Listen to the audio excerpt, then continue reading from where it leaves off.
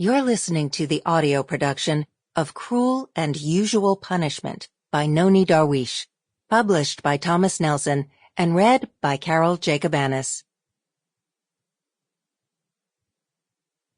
To my family. I take no pleasure in the death of the wicked, but rather that they turn from their ways and live. Ezekiel chapter 33, verse 11. Introduction. For the first 30 years of my life, I lived as a virtual slave. I was a bird in a cage, a second-class citizen who had to watch what I said even to my close friends.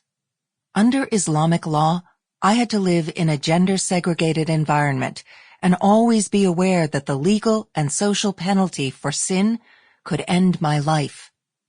This is what it is to live as a woman under Sharia law.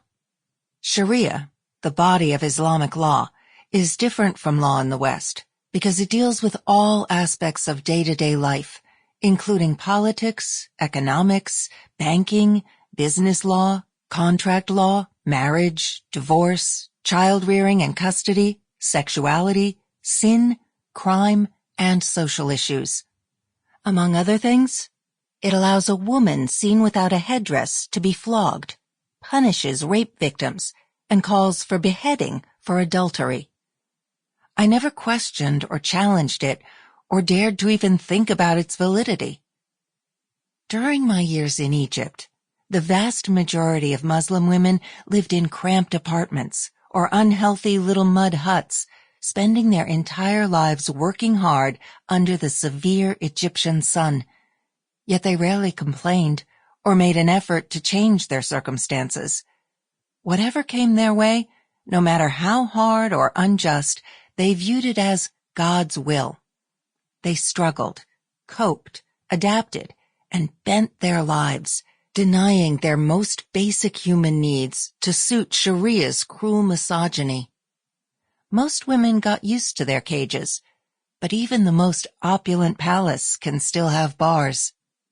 None of us tried to examine what Sharia was, ask how it came about, or question why we followed it.